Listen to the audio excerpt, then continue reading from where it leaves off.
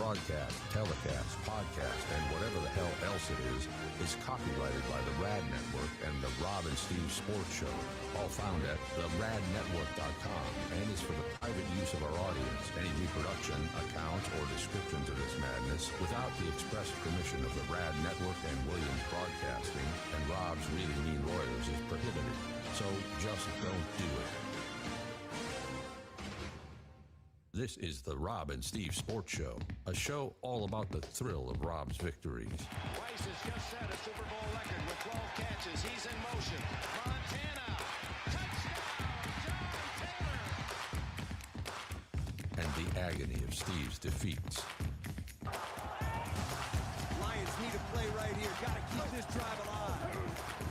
Takes the snap. He's back. Jared looks. Jared rolls to his right. Throws downfield. Incomplete. And for the second time in the second half, the Lions come up empty on fourth down. And sometimes even the agony of Rob's defeats. High fly ball into right field. She is gone.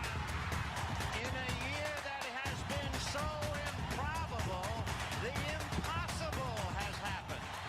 But mostly it's about sports and nothing but sports. Email the show at ras@theradnetwork.com. Obviously, everybody's doing their breakdown on the NFL draft. Winners, losers, A grades, F grades. Actually, I don't know that I saw an F grade. We'll get to that. Baseball. We got postseason football, postseason basketball. There's lots to talk about here on the Monday after the draft. We now know who the best teams in the NFL are. Period. End of story, because the draft is over, so now we know. So all that's coming up. This story is just now breaking, Steve, but it's in your wheelhouse. It's something we talk about on the show on a regular basis. I don't know how much the NIL is involved, but sports betting is certainly involved. Texas Tech transfer quarterback Brendan Sorsby, one of college football's top returning players, is checking into a residential treatment program for a gambling addiction. It was announced mere moments ago by the school. Comes in the wake of the discovery of Sorsby making thousands of online bets on a variety of sports via a gambling app. He did bet on Indiana football while he was redshirting for the Hoosiers, although according to sources, these bets were in 2022, and they were on Indiana to win. None came in a game in which he appeared. That doesn't make it okay. It just makes it less volatile. He didn't bet on his own team to lose. He wasn't playing, so he didn't affect the outcome. His gambling has not drawn the attention of law enforcement, according to sources, nor has he been linked to anyone attempting to influence the outcome of a game. His bets were a steady flurry of small bets over a period of time, according to sources. So, Steve, like I said, this story just broke today. We are seeing more and more of the sports gambling, sports betting within the games and within the players. This kid right away, all right, I'm going to rehab. From what we know, which isn't a lot, what do you make of it? I think this is something that college sports, professional sports weren't really thinking was going to be such a big issue. I think this is just the tip of the iceberg. I think there's a lot more of this out there. It is one of the consequences of opening up sports betting everywhere and making it so easily accessible to everyone. I think the NCAA and the NFL need to do a better job at educating these athletes and also informing them of the consequences. With this quarterback Sorsby, if the consequence was if you do this and you get caught, you are ineligible for a year or, a harsher punishment, then I think the athletes would kind of look the other way. Although it's viewed by many as easy money, we have inside information, we can make some money here, and it's just going to continue to be a problem with the current landscape of our sports. There was again, this is a breaking story. There was some suggestion that this quote could affect his eligibility, although sources say that his situation is being treated as a mental health matter. He checked into rehab. Look, you hope that if the guy has a problem, he's genuinely trying to address his problem. From the PR front, this is exactly what he should be doing, in terms of, okay, I screwed up. I made a whole bunch of bets, and I'm going to go get help, and I look good, and now maybe I can even make a case that it was a mental health issue down the road if you do try to try to punish me. And I think this is where it's gray to a lot of us, though, Steve, is what you were explaining about what are these athletes allowed to do. I've heard a lot of people who will push back and say, well, and I know the answers, but they'll say things like, "Well, what's the difference?" Like, for example, if a kid's in college and he's over 21 and he drinks and he doesn't drink during the game, what's the big deal? I mean, it's legal, so is sports betting. Okay, are they allowed to bet on teams other than their own, Steve? Because that's usually the rub, right? Is when you're betting on your own team.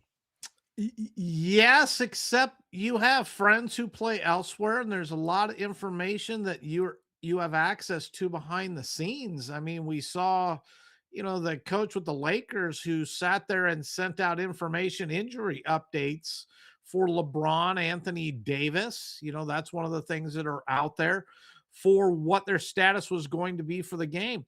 Us as bookmakers, we only have so much information. We really have at maximum the most as much as everyone out there, but there's always additional people out there who have more information than even the bookmakers. The other part that becomes a rub on this is we as bookmakers are held accountable to KYC, know your customer. And part of those regulations that you see by the states is we are not permitted to take wagers from players, coaches, people connected with the organizations.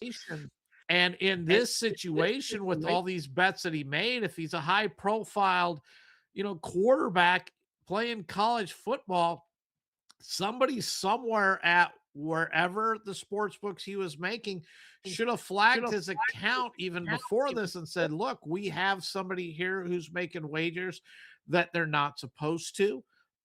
Those can be held liable against not only the company, but also the individual. So if I sit there and I allow LeBron James to come into our book and place wagers, I put myself and the company in jeopardy because we know they're not supposed to do it. And to say, well, I don't know who this is.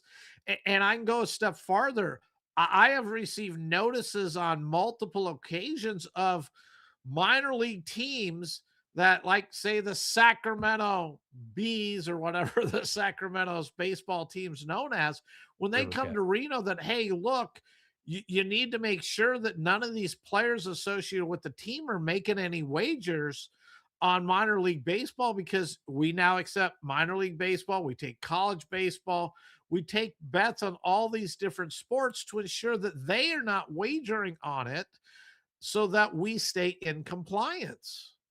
Isn't one of the rubs here, like everything else seemingly in society, the accessibility and the ease of this? Like when you brought up in the beginning, players have friends and or players are friends with players on other teams, and that's true in college and in the pros. And it doesn't take much for player A to talk to player A on the other team and get some inside information, and then player A tells his buddy, "Go make this bet," and it's depending on where you live, it's very accessible. The Sorsby guy's using all online betting wherever he was. I don't know if he was in Texas where he was doing it, but either way, that's how he's making his bets, and that's a lot easier than walking into a sports book or even sending a friend into a sports book where somebody might recognize you. And with the example you gave out, the part that always amazes me is how are these athletes and why are they making the wagers in their own names? Why are they setting up their own mobile accounts? Why are they doing this? You need to just, hey, Rob, look, go get this down. We'll split it, whatever it is. And you go make it, and nobody know I was doing it. Those are the things I just don't understand is if you are that athlete, recommend it. But if you're going to go that route, have somebody else do it.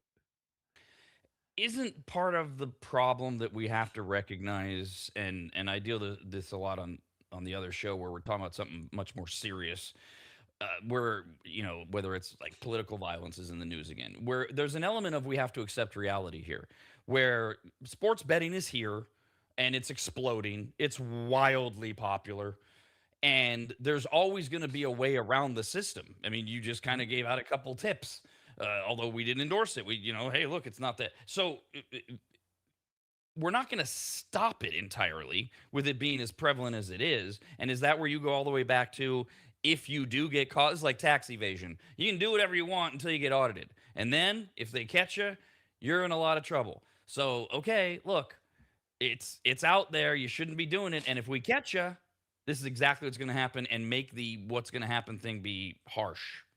Yes, that's what it needs to be, and educate them. They need to know the penalties. They need to understand why this is. I've worked in a casino for, man, almost 40 years now. And I can tell you, because it's not illegal, you have the athletes who come in and they gamble on the tables and they're in the pit the whole night long. And you know who they are. And I know of an NBA player who came to town and played a game and then hit the casino after the game, and they were still there. Sun was already up and they're still sitting on the table playing. You question it because you're in the playoffs. Shouldn't you be concentrating on winning and advancing in the playoffs? But you see it all the time with the casino aspect of playing craps or blackjack or any of that stuff. But it has rolled over because of and even more so because of the easy access to mobile apps. I mean, I can sit in most every state outside of Nevada, open an account sitting in my living room or out by the pool or whatever, open an account. I can use a transfer on my mobile app from my bank account into my mobile account, or a debit card or anything like that, and just move money into it. I don't have to go into a casino to even open it up. That's one of the things I feel that many states have missed on, as opposed to Nevada. In Nevada, the person has to sign up in person for a mobile app. They have to provide the proper identification to create that account. And it allows a sports book or the casino to get that information and have a good understanding of who it is, without just making it so easy that anyone can do it anywhere at any time. There's states out there that don't even require a driver's license to open up a mobile account and starts betting. Think about that a second, that I can do this even without, my government issued ID. I can create that account. That is how easy it is in most of these states across the country. Now, other than the distraction of, hey, you've got a game tomorrow or whatever, there's no problem, right, in your eyes, with professional athletes playing blackjack, roulette, and things like that. No, there's not, and it's always been allowed. You as a fan sit and question it, going, "Oh, hey, wow, look at this guy. He played the game last night. You got to believe he's got some practice. He's been here on the casino floor for 12 hours, and they got a game either tonight or tomorrow." Those are just things that you question as a fan who's just looking, but there's nothing wrong with it. They can do it. They're entitled, to their free time, as long as it's not against any league rules. And you see it many, many times. The other part off of this, and we have had to turn away NFL players who are currently active on a roster and played that year, who come in during the Super Bowl and try to make wagers, and say, hey, look, I'm sorry, but you're still playing in the NFL. You're not permitted to. And that's our job. We are to turn them away, inform them that they're not to. Whether or not they go elsewhere and they get a bet down, or they have a friend do it, that's out of my control. But we do have that responsibility, and us as casinos and sports books are held to that integrity of, you have to know your customers and what they're doing. The other thing too, that's because bringing up the table games and the card games and stuff, the thing that's so alluring, especially to not just college players, they're still working on their brains developing, but all of these guys, mainly guys, there's that allure of the competition. All of these athletes, especially when they get to this level, I mean, the stories are endless. Whether it's Michael Jordan, all the way down to whoever, they're all, if Mickelson on the golf course, constantly betting, no matter who. There's a thing, and if we say, hey, here's a way you love to gamble, you love to play blackjack and roulette. Well, here's a way you can gamble on the thing better than anything, your sport. that's what makes it so easy for him to go, okay, how do I do this? How do I get away with this? In terms of the consequences that you brought up, specific to Sorsby and this story that's just coming out today, betting on Indiana football while on the roster is the significant obstacle for him to return, according to the NCAA's punishment structure that came out in 2023. Quote, student athletes who wager on their own games or on other sports at their own schools face permanent loss of college eligibility in all sports, end quote. Other potential gambling punishment guidelines include if a college football player, for example, bets on a different school in their own sport, the loss of half of a season of eligibility. So the rules are written. They've been out there for 3 years. Yes, but they send mixed messages. The NCAA, one of their rules committee, you know how they have their little brain trusts that sit down. They proposed, I want to say a year ago, to allow college athletes to wager legally on sporting events outside of their sport. They were all for it, and then that backed down about 6 months ago. It never got put into play. They backed it down and said, no, we're going to put this on hold. So it has become that much of an acceptable thing that the NCAA would seriously considered allowing the athletes to sports bet on everything except their own sport, or their own team, I should say.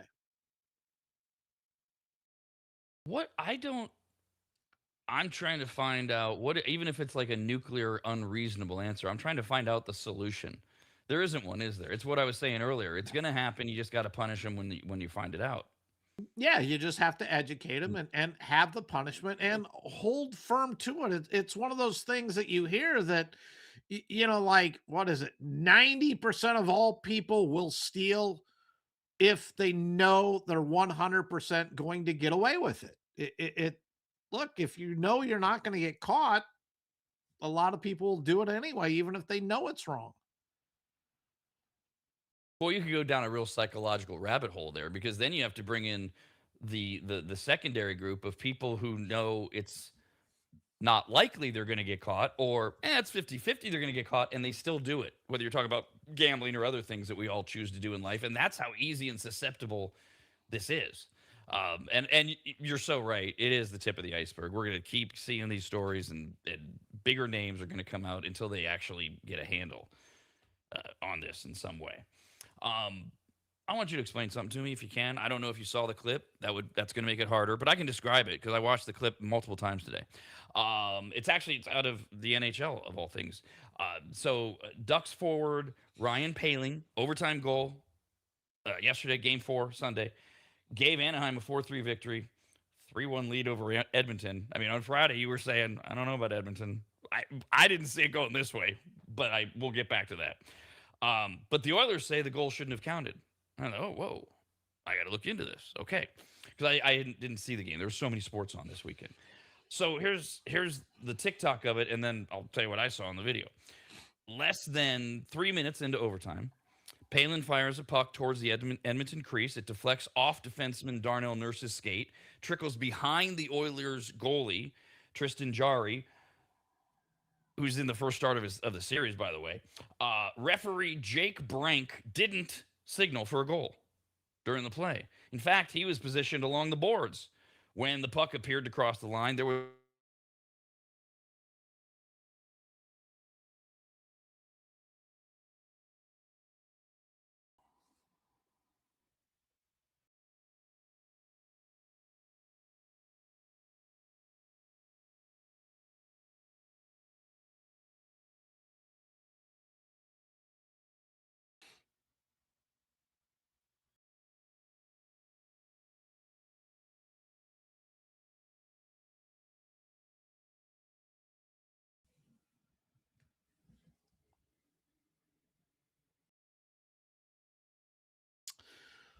We will be back from a commercial break right after this.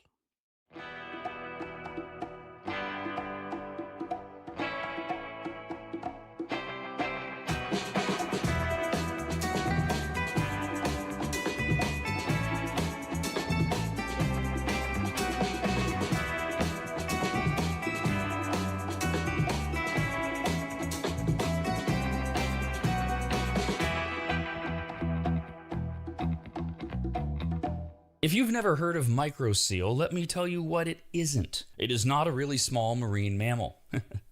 Get it? A microseal? Oh, fine. Just ask AI. AI describes microseal this way, with a bunch of AI words. Microseal is a premium, eco-friendly, and biodegradable fabric protection spray that penetrates deep into fibers to provide permanent stain, soil, and sun fade resistance for rugs, furniture, and delicate fabrics. It uses nanotechno blah blah blah, and blue blue blue blue blue. What AI is trying to say is that microseal is non-toxic, non-allergenic, safe for pets and children, and, although AI doesn't say this, it should, you need to contact longtime maggot Joel from AdvantageSteam.com right now to get him to apply microseal for you. You can even make appointments online at AdvantageSteam.com. We've had microseal for years at Williams Manor, and it treats a lot more than carpets. Microseal protects virtually all fibrous materials, including wool, cotton, silk, suede, leather, and synthetic fabrics. It protects upholstery, carpets, rugs, draperies, and clothing, including wedding dresses. And ladies, you're going to need what? 3 or 4 of those in your lifetime. And it protects against stains, moisture, and UV degradation without changing the texture. Also, if you're an interior designer, Joel has a special program just for you, and all you have to do is say the password, which is what?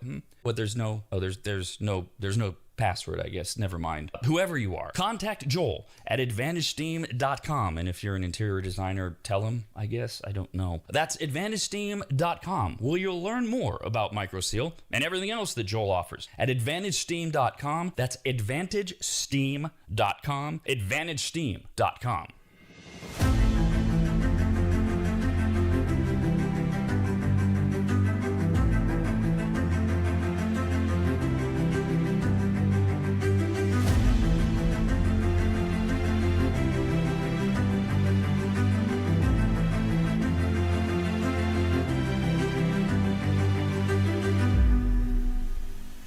The first time Corey walked into my home, I came around the corner, extended my right hand to shake it, and said to him, "Wow, you're big." And that would be Corey from QuickDumpsters.com. Quick is spelled wrong intentionally. Quick, Q-U-I-K Dumpsters.com. That's QuickDumpsters.com. Corey's yet another maggot launching his own locally owned and operated business, and boy, did I need him, and really we all do. Things pile up, you get frustrated, you keep saying, we need to make a dump run. Pretty soon it's more than a dump run, and now you need to rent a truck or have one of those ugly upside down box cars parked in front of your house that you fill up yourself. Or you do like I did, you call Corey at QuickDumpsters.com. In my case, my house had fallen into complete disarray as my late wife Christina had lost her 2-year battle with congestive heart failure, and amongst the many things left were gathering her things and finding what to donate, what had to just go in that pile of stuff where we were both going, why did we ever buy this? And it all could have been so overwhelming had Corey not just walked in, taken charge, and removed dozens of boxes of total junk, unusable dog kennels, desks that were falling apart, a worthless old smoker that couldn't be fixed, bag after bag of crap, and I can't remember what else. He was quick, spelled wrong, Q-U-I-K, quiet and clean. Well, he wasn't clean. I mean, he was. But I'm not commenting on his hygiene. I meant that his work was clean. He swept everything when he was done, and the house looked like he'd never even been there. Corey's the real deal, and I couldn't be more proud and happy to call him a brand new advertiser. His story's incredible, his dedication unmatched, and his motivation to succeed larger than he is, and that's saying something. Quotes are free. You don't even have to have them over to your house. Just send him some pics or videos, and you'll get your price, schedule your day and time, and watch someone else get that junk out of your house. Go to QuickDumpsters.com. Quick, Q-U-I-K, Dumpsters.com. Quick, Q-U-I-K, Dumpsters.com.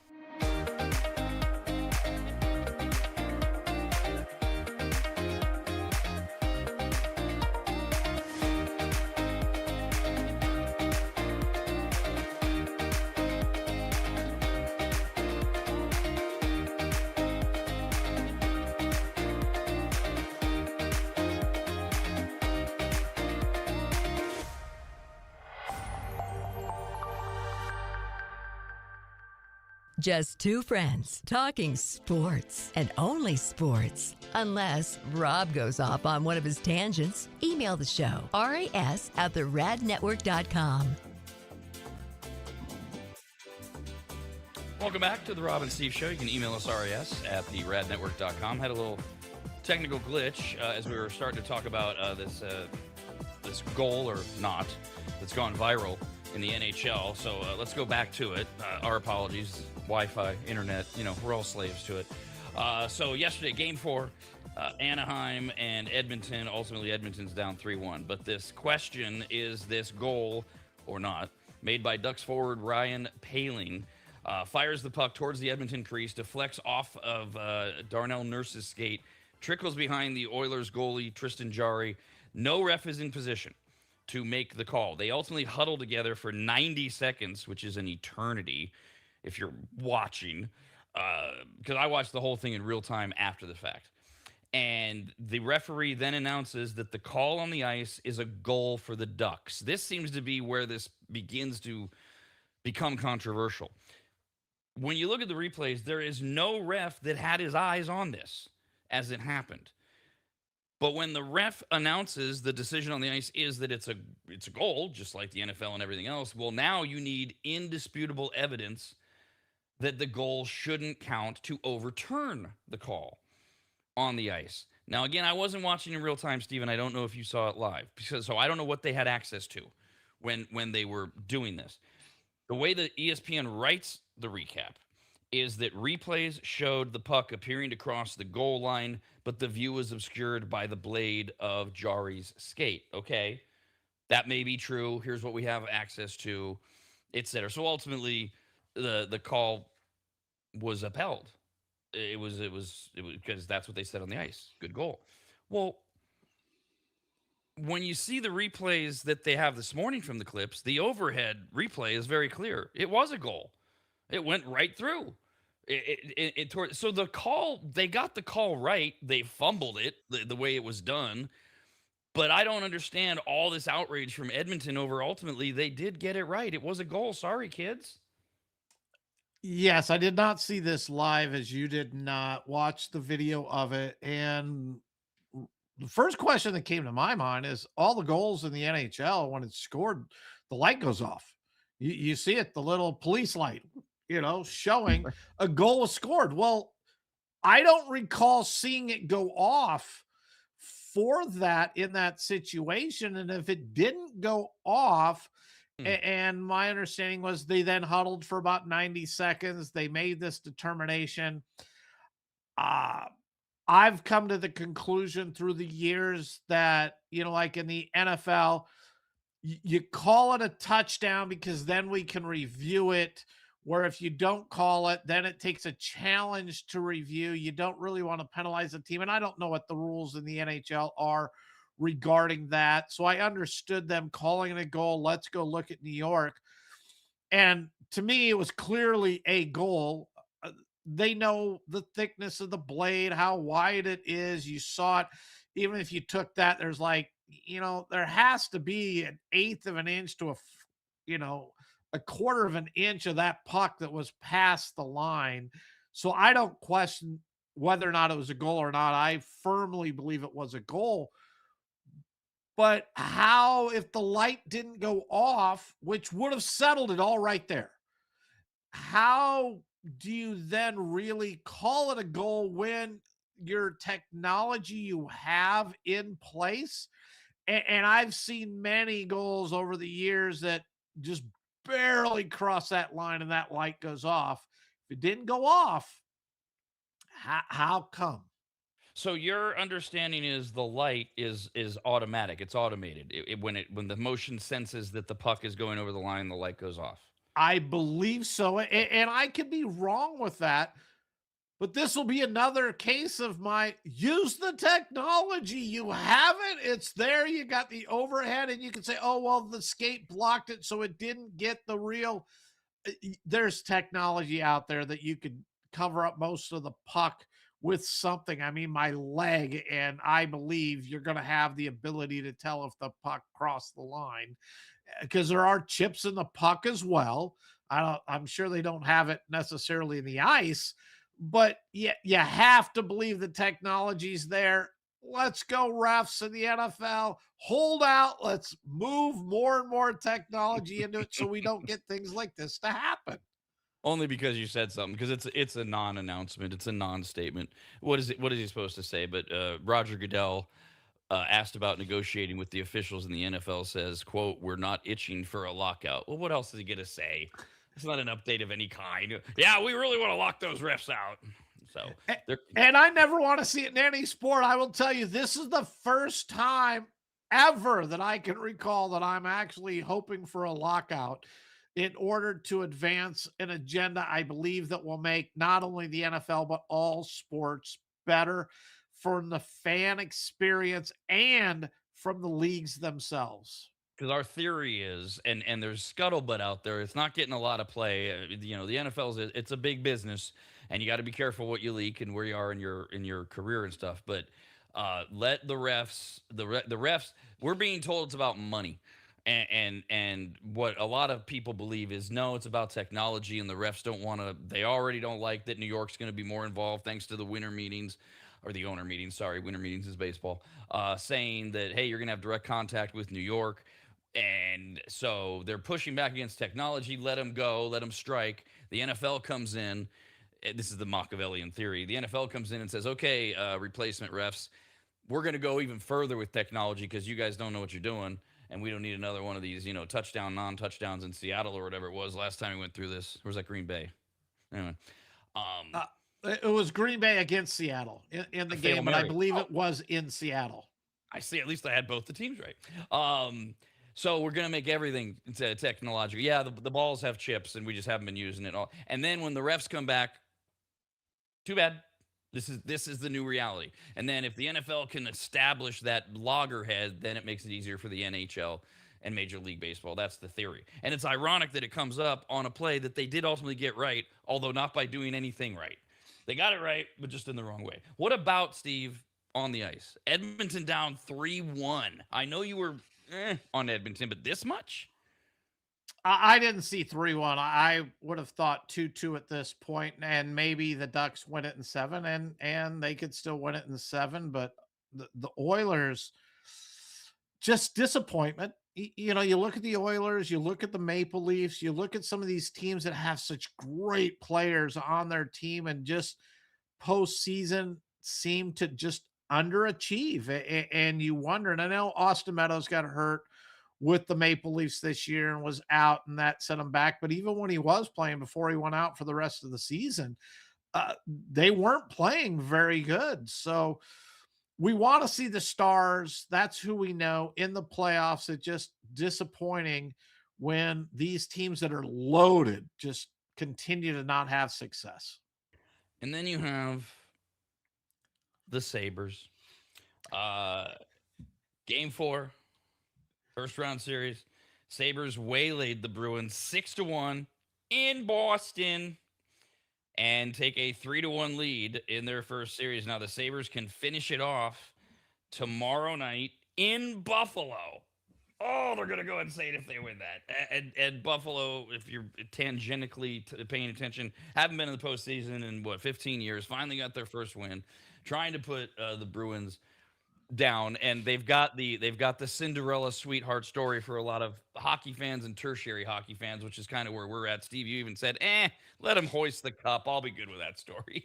Yes, I love it. And their next round, if they get through Boston, and I'm really hoping they do, I mean, you have the Lightning Canadians. This Sabres team can beat any of them. There's a reason they were the number 1 seed in the Eastern Conference. I'd love to see them playing Carolina Hurricanes in the Eastern Conference Finals. And I will again say it, I will still be rooting for the Buffalo Sabres. Let's put them in the Stanley Cup. I'd love to see it. And yesterday's game, I mean, they were up 4-0 end of the first period. This game was over. Boston knew it. They just kind of skated out the rest of the way. I love it for Buffalo, and just keep this momentum going. It seems silly to ask when you talk about hockey players who are the toughest athletes in our stratosphere. But with other sports, the Sabres could theoretically end this tomorrow. And then they get a good amount of rest. Toronto and Montreal and Tampa Bay, they're tied 2-2. And their game 5 is Wednesday in Tampa. Does that really matter in hockey? Or are the hockey guys like, get me out there? Get me out there? I think with hockey, it's one of those, just get me out there. I mean, they're so tough. The mentality that they have, every team right now is banged up. They have injuries that they're dealing with that they may some of the players maybe taking a little bit time off, like a game or so, if it was during the regular season. But hockey players, I swear, they'd play every single day. You never hear them complain about travel, back to backs, anything like that. Just get me out on that ice. This is what we do. And I love playing the game. As for tonight, got a couple games on ESPN, 4 o'clock Pacific time. The names, they're still there. Philadelphia's up 3-1. Philadelphia is at Pittsburgh. So here's another one of these same stories, Steve. Philly can put it away on road ice tonight. What do you think? I know the Flyers would love to just put this away, win it, advance in Pittsburgh. I think Pittsburgh's still going to give them a little bit of fight here to stay in this playoffs. They're a slight favorite here. They're sitting at about $1.35 in this game. Hard fought series, and even though the Flyers are up 3-1, and I did not see that coming. Great series. We knew it would go to the end, but everybody's thinking Pittsburgh on home ice here is going to find a way to get it done. Go back to Philadelphia, and then let the Flyers clinch it in Philadelphia. And then the other game tonight, the late game, 6:30 on ESPN, is in Utah, and your Vegas Golden Knights are down 2-1. What are you seeing here? Yeah, I'd love to say I love the Knights in this spot. They just haven't played well on the road. Utah has played them really well in this series. I mean, it's been a dogfight every single game, it seems. And Vegas has a way of putting themselves behind the puck. They go down early in the games, so Vegas needs to get out fast in this game. They are a slight favorite here. They're about $1.30 as well. But winning on the road, it is playoff time, so you see it more often. But it's a tough task for the Knights tonight. Staying with playoff sports, we'll go over to the NBA. Okay, Victor Wembanyama of the Spurs got the concussion first half of their loss on Tuesday. Now, he was unavailable on Friday for Game 3. Although Wemby wanted to play, he traveled with the team, and he was ready to go Friday. He successfully advanced through the NBA's concussion protocol. Wemby and the team were optimistic he'd get cleared for Game 3 Friday night, but he couldn't gain final clearance from the NBA until approximately an hour before tip-off of Game 4. So they were hoping he'd get cleared for Friday. They didn't clear him until an hour before tip-off yesterday. Wemby's not happy, although he walked to the line and didn't say the name, but we all know he's talking about the league here. Wemby said, quote, "I won't get into the details. I don't want it to become a distraction. Ask me again after the season." All the doctors, especially on the Spurs, but all the doctors around, they were great. They took great care of me. But the way the situation was handled was very disappointing. Not on the Spurs, but as I say, I won't get into details. You just did. The only other entity is the league, right? Yes. This one, I love Wemby's attitude here. I want to play. They're holding me out. They're keeping me out of this. I love it when a player wants to play. But we do have to look at the other side of this. There's a reason the doctors need to be neutral. There's a reason we have the concussion protocol the way it is, so teams cannot influence. And I will tell you, I, as a fan, still feel that there's ways that they do, influence. Trying to think which game it was. Player goes out, like other players are in the tent. They end up letting them come back into the game. It's one of those, I don't think that was really a neutral situation, but you have to do it for player safety, even though as fans and players, you may not like it. I do like the way they have it. Didn't turn out to matter. The Spurs are up 3-1 in this series anyway. I'm glad that he was able to sit and have a couple of more days before they played Game 4. But there's reasons for it. And I know he wants to play, but I really hope the league doesn't change it. I would like to see more neutrality on who makes these calls. Pull it out of the league's hands, pull it out of the team's hands, because we really need to protect the players' safety, no matter how much I want to see the players playing. And the issue with the way Wemby phrased it, and I'm with you, you want to see these athletes want to play. And I do factor in the 10 feet tall and bulletproof mentality of not just professional athletes, but professional athletes in their 20s because all of us in our 20s think we're 10 feet tall and bulletproof. And oh, now you're playing the top of your game and the top of the world kind of thing. Good, fine. The issue is the way he phrased it, he alluded to, he didn't say.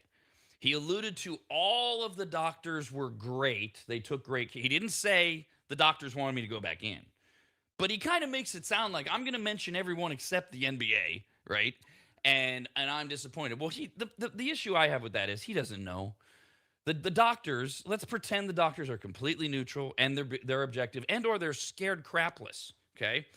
They're going to say to you, hey, Wemby, wait, it's looking good. It's looking good. All right, yeah, you just do this, you did that. And then they're going to go back to the league, and they're either going to say, no way, you're not putting my name on this. And every one of them goes around the league, goes around the office, and all the doctors say, no. Or they're going to go back to the league, and they're going to say, it could go either way. And then the league's going to go, no, not with Wembanyama, it won't go either way, because the league doesn't want that on them either. So the way Wemby makes it sound is everybody wanted me to play except the NBA. And the NBA, they've got all these issues with various teams. Are you holding back Giannis and Joel Embiid for legit reasons, etc.? We don't know what was really going on. And I'm with you. You do have to, especially with a guy, I'm sorry, but it's true. The star quarterback gets the star attention.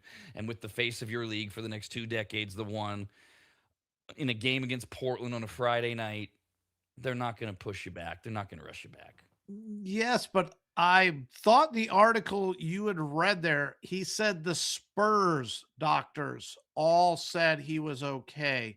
The Spurs doctors should not really be involved in this decision if it is to be done by an entirely independent staff of doctors, etc. So where the Spurs doctor, yeah, we'll give them the clearance. This is why the leagues have neutral that needs to be elsewhere. And maybe I heard it wrong, but I thought you said the Spurs doctors, and that's where I would question what he said.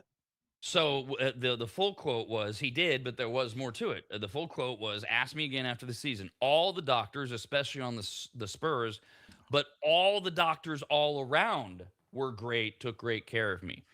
Now, again, he doesn't say they all wanted me to play, but he's listing everybody except the league, and there's an implication of all the doctors all around. They were great to me.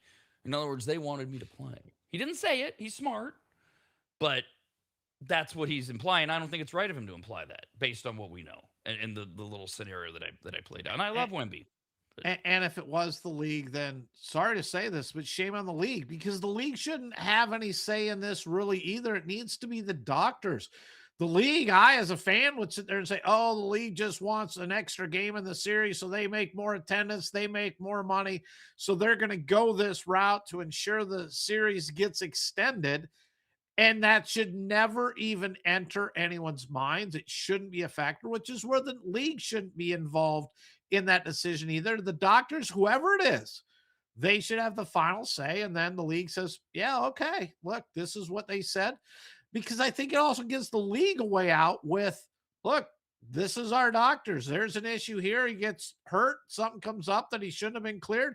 Wasn't us. You can't sue the NBA now because it wasn't us. It was whoever the neutral doctors were.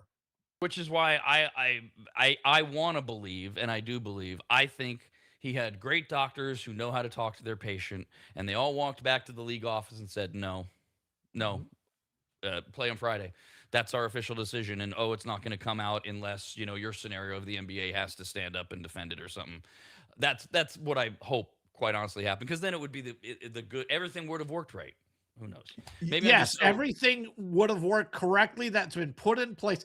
The sad part is I believe in the transparency, and we as fans don't give us the conspiracy theory outs that we can run with it. Just be transparent, shoot it down. It's a non-story. We see it going forward. Meanwhile, they got Wemby back, and now Stephon Castle is hurt. Rookie of the year 2 seasons ago, injured left hand during the drive to the basket yesterday, landed on his left hand, initially remained in the game, favored it, came out. I haven't heard, Steve, if this is expected to be, does Castle make it? What is it, tomorrow they play? They can wrap it up? I haven't heard an update on his condition. I have not either. That's probably going to come out either later this afternoon, or he'll go into the game like several of the players have to this point as being questionable. I mean, Durant was questionable leading all the way up. I find it hard to believe that they didn't realize that he wasn't going to play a lot earlier than it was announced, which was, just a little bit before the game tipped. Speaking of Durant, the Houston Rockets avoided elimination with a 115-96 rout of the Lakers in Game 4 last night. Despite missing Kevin Durant for a third game, thanks to the scoring attack, which was finally balanced for Houston, they beat the Lakers. Game 5 is Wednesday. Houston led by 23 with 7.5 remaining. That's when JJ cleared off the Lakers bench and said, "All right, you guys all go in." So it was surprising for a lot of people that the Lakers were up 3-0 with the LeBron show and others supporting. I loved yesterday. We're waiting to see if Luka gets cleared. I'm like, he's not getting cleared. Of course, he wasn't cleared. Nobody was waiting for that. Stop with the updates. And we're going to hear in advance, just like Reeves, that, he's questionable. We're going to find out games, not days, games before he actually comes back because they want to put that thought in the opposing team and even the fans. Well, and that takes us back to, okay, so Wednesday night, not tomorrow night, they're back in LA. And if LeBron and his cohorts can wrap it up, it gives the Lakers more days to try to figure out the health of these other two, with everybody basically having buried them when, initially was play the Rockets when everybody's healthy, you can beat the Rockets. Well, then it's like, well, you only have LeBron and no one else is healthy, and they go up 3-0. So if they can take care of the Rockets in LA, on Wednesday night, then they get a few extra days to tease us more with the whole Luka, Austin Reeves, are they going to be ready? Are they going to be ready kind of thing? Yes, which still really isn't going to matter. I'm hoping they're both back because I would love to see the Thunder just sweep them. Luka's back, Reeves is back. I know the excuse of, well, they weren't healthy. They just wanted to play. They're such troopers and came back early, which I would like to be able to say is all true. I don't see it happening. And the Lakers, my question there would be, look, we watched the Spurs Blazers. The Blazers were up like 20 in that game. The Spurs came back to win the game by 20. What's JJ Redick doing? Pulling his players out if they came out a little bit early. Let's play to the end. Who knows? The NBA, you see 20-point teams getting beat, come back and win. Maybe the Lakers still had a little juice in them to win that game. All sports fans are always going to, for the most part, fall on the excuses, and there's so many there. And there are certain teams whose fan bases seem to rely better on excuses. And I think it's unfair to the Laker true fan base, because I think that a lot of it comes from the Laker media and the national media that just so breathlessly has to root for the Lakers to go as far as they can, and that's where we get all these endless stories about whether or not Austin Reeves and Luke is going to come back, etc. And when you hit on these teams' media, yes, all of that is true with the Lakers, but it just made me think of the Cowboys and how the media. I feel bad for the Cowboy fan, and I've never said this, I think, in my entire life, because the media feeds them this garbage every year on, a great draft. Great offseason moves. They're going to sign this player. They're back. The Cowboys fixed their defense with this draft. Now they're going to be an elite defense to go with that offense. The media just feeds those Cowboy fans so much garbage and builds so much hope. And then those Cowboy fans get crushed every season because they're really not that good, which I don't feel bad about that part, the Cowboy fans getting crushed. I just, as a Cowboy fan, I got to kind of feel for them because the media builds that team up so much every year. And there's like 21-year-olds who haven't seen the Cowboys get to the NFC Championship game. It's been so long since they've been there. They've never experienced it, and these are grown people. Joel Embiid returned to the court less than 3 weeks after his emergency appendectomy last night. Didn't stop the Celtics. Sixers are on the brink of elimination. I don't think anybody thought they were going to stop the Celtics. Embiid was listed as doubtful for ahead of Game 4, but he was upgraded to questionable. Well, the same time Wemby was, an hour before Game 4. 128-96 that the Celtics won. Game 5 is tomorrow. We had put the Sixers out of their misery already. I assume the Celtics will just handle this tomorrow and we can move along. Yeah, they should. I was surprised Embiid put 26 minutes on the court coming off of appendectomy, sir. What was it or Yeah. whatever? I mean, the full-on surgery. Here's a guy who was complaining before he ruptured his appendix on how or whatever it was that he had to go get the surgery, complaining he wasn't getting to play. I love this with Joel Embiid and many of these players. He shouldn't have been on the court, but you know what? The doctors cleared him. No questions there. Let's let him play 26 minutes. 34 actually. He played Oh, 34 minutes, 26 points. You got all the oh, numbers okay. right. Yeah. Also, the Raptors are the Cavs. Where are they on most disappointing this year? The Raptors outlasted the Cavs in Game 4 yesterday, despite the Raptors going 4 for 30 from 3-point range. They won 93-89. It was bad on both sides. Toronto shot 32 from the field overall. Cleveland shot 37 from the field all this. Am I wrong, Steve? I didn't think Cleveland should have this much trouble. The series is tied at 2 and Game 5 is Wednesday back in Cleveland. This has been my disappointment with the Cavs the entire season. I was high on them. I liked them last year, and I mean, I used to talk about them all the time. How I love this team, everything that they've done. Uh, this year, they're the exact opposite. They just don't show up at times. This game, they really just gave it away at the free throw line, but Cavs should have had an easy series. His winning this in 4 or 5 games. They're now tied 2-2. Who knows where it's going? And just continued disappointment with what Cavs team will show up night in and night out. We already went over. You got hockey playoffs tonight. You got 8 Major League Baseball games we'll go over in our next block. And you got 3 NBA games tonight. First one and last one are on NBC and or Peacock. The middle game, you got to have Peacock or the Sports Network.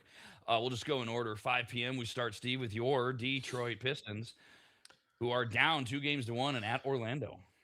Better find a way to win this one. They're on the road, so I have a little bit of hope, even though they did finally win a home game. They're 3.5 point favorite in this game. Duncan Robinson has to have a big game. When he's able to shoot well from deep, the Pistons play really well.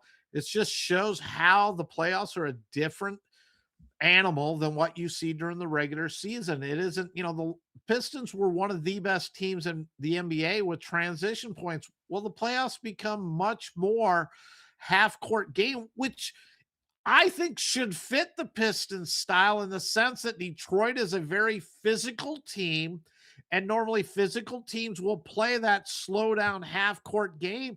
It's just they can't shoot from outside consistently. It's been their Achilles heel for years. That's why they tried Duncan Robinson this year.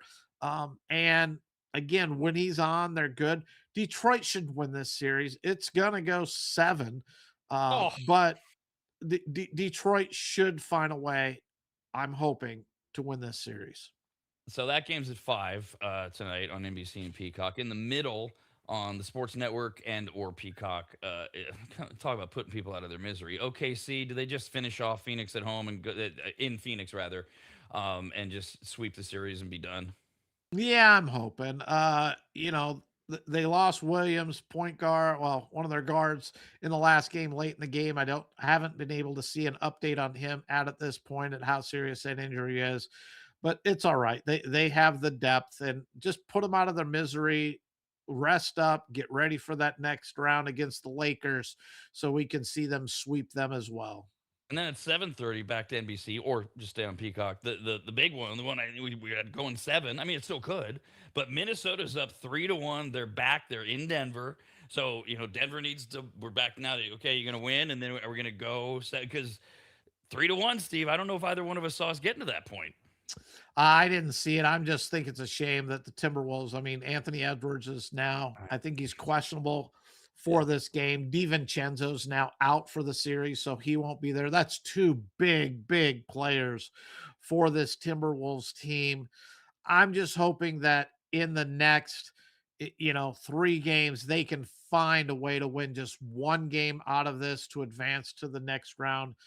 of the playoffs and then get knocked out by the Spurs. But let's knock the Nuggets out. Find a way. They're an 11-point dog today, so Denver's gonna get it done at home. Hour 2 of the Rob and Steve Sports Show next. Rob and Steve continue next, only on the radnetwork.com.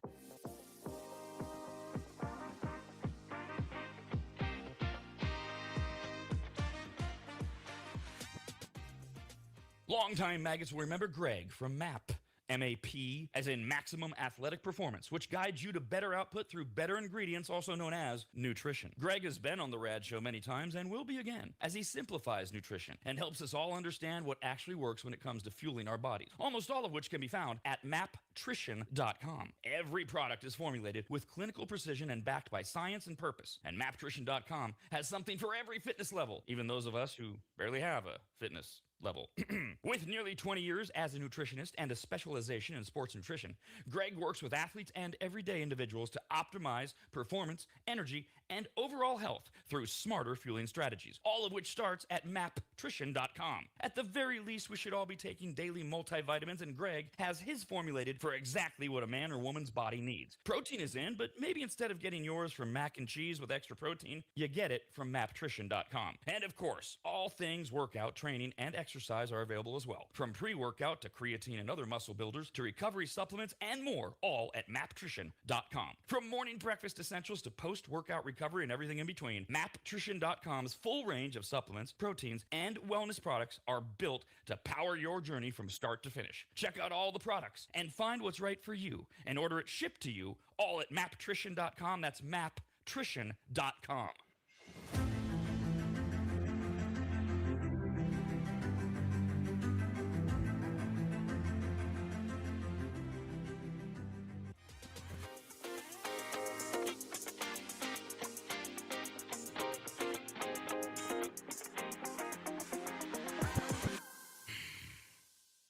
If you've never heard of microseal, let me tell you what it isn't. It is not a really small marine mammal.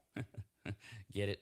A microseal? Oh, fine. Just ask AI. AI describes microseal this way with a bunch of AI words. Microseal is a premium, eco-friendly, and biodegradable fabric protection spray that penetrates deep into fibers to provide permanent stain, soil, and sun fade resistance for rugs, furniture, and delicate fabrics. It uses nanotechna blah blah blah and blue blue blue blue blue. What AI is trying to say is that microseal is non-toxic, non-allergenic, safe for pets and children, and although AI doesn't say this, it should, you need to contact a longtime maggot Joel from AdvantageSteam.com right now to get him to apply microseal for you. You can even make appointments online at AdvantageSteam.com. We've had microseal for years at Williams Manor, and it treats a lot more than carpets. Microseal protects virtually all fibrous materials, including wool, cotton, silk, suede, leather, and synthetic fabrics. It protects upholstery, carpets, rugs, draperies, and clothing, including wedding dresses. And ladies, you're going to need what? 3 or 4 of those in your lifetime. And it protects against stains, moisture, and UV degradation without changing the texture. Also, if you're an interior designer, Joel has a special program just for you, and all you have to do is say the password, which is what? But there's no password, I guess. Never mind. Whoever you are, contact Joel at AdvantageSteam.com. And if you're an interior designer, tell him, I guess. I don't know. That's AdvantageSteam.com, where you'll learn more about microseal and everything else that Joel offers at AdvantageSteam.com. That's AdvantageSteam.com. AdvantageSteam.com.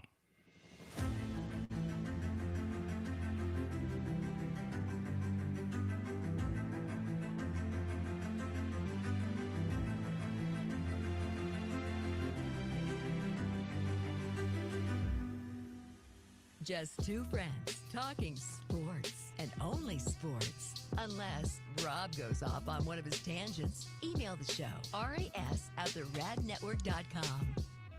So we spent a good part of last week wondering if Carlos Mendoza would keep his job as the New York Mets manager. And what about this Rob Thompson clown in Philly? We keep hearing the rumors as they have just as bad a record as the Mets. Is Thompson going to be gone? And Mike Scioscia, of all names, is out there. And then we threw out, I think I threw it out. I'm like, how come nobody's talking about the Red Sox? The Red Sox are terrible. And that's Steve's account. And then all hell broke loose yesterday. The decision to, or Saturday, I guess, technically, right? Yeah. The decision to fire manager. This goes to a text that you sent me, Steve. I'm sure you've seen this before, but as we were going back and forth, on text when this news was breaking, you made a comment about, well, who fired Cora and what's his role in the organization. The decision to fire manager Alex Cora started with general manager Craig Breslow, according to Red Sox team president Sam Kennedy yesterday, saying, quote, Craig leads our baseball operation, and he's made several bold decisions and recommendations, and this one was one of them. That's the president, Sam Kennedy, saying it was the GM, Craig Breslow. I'm paraphrasing. I don't have your text in front of me, but didn't you basically say if it was the GM, well, is he filling out the lineup cards, or is Cora? Because I think you were holding the GM to some account, if I'm remembering the text right. I think the GM needs to be questioned in this. And the thing that surprised me more than anything wasn't necessarily that Alex Cora got fired.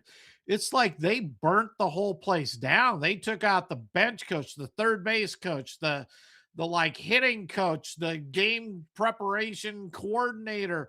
They took them all out. And if Breslow's the one telling the manager who's going to play, and the players are ultimately the ones responsible because they have to perform on the field. But if Cora's filling the lineup card out and the GM's just grown very frustrated because this is the roster I built and you're not using it the way it should be, I do understand that part, but so many GMs now, and it goes back many years that people don't really talk about. The GMs, for the most part, are saying who's going to play and what they're going to, where they're going to hit and stuff like that. And the manager is much more for the PR, the press conferences, along with making the on field during the game decisions. And that's what I'd like to see. I did read another article yesterday that said there has been a disconnect between Craig Breslow and Alex Cora this whole season. So they have not been seeing eye to eye. So it doesn't surprise me in that. Breslow did become the GM. Alex Cora was already the manager. So I believe that the president of the baseball operation said, okay, Breslow, you're our GM. You're the one we've put here. We're going to allow you now to pick your own guy because this has and is affecting the team. I think the other thing I was a little disappointed in, but I understand it, and this is tough, and this is just kind of how the business world works, because baseball is a business, is several players voiced their displeasure with the decision to file Cora. They weren't informed. There wasn't any discussion. There wasn't any talk. And as a couple of players have reached out to upper management to say, hey, look, we as players would just like to know what the thought process behind this was and what it was, because we loved him as our manager. And the Red Sox front office said, nope, you're players, you perform on the field, you are responsible to play baseball. That is your job. And it appears have not given any more insight into what really transpired and why it took place the way it did. And they announced it after the Red Sox won 17-1. You think, look, if my job's ever going to be safe, it's after I win a game 17-1 on TV. And nope, they made the decision before the game that he was getting fired, and then made the move after the game. I have some pushback on some of these player comments, including this, what really happened thing. Does everything have to be a story? You were talking earlier about the sports betting, the quarterback kid. Could it just be that they sucked? They had a horrible record, and maybe there's nothing more to it. They were 10-17. The Red Sox were last place in the American League East. They fired Joey Cora and 5 members of his coaching staff.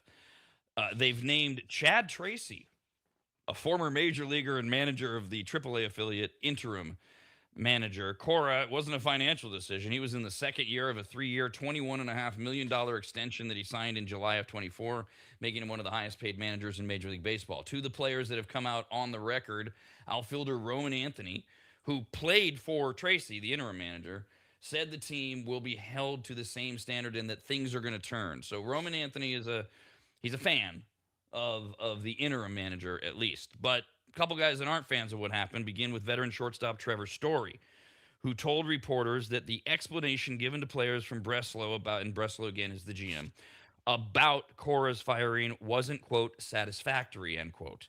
He went on to say, it's up in the air what the true direction of the franchise is. Some of the best coaches in the world don't get a fair shot. Okay. I mean, at that point, I was like, all right, maybe really liked his manager, etc. And then we get to pitcher Garrett Whitlock, who said that Breslow and the new interim manager Tracy addressed the team yesterday morning.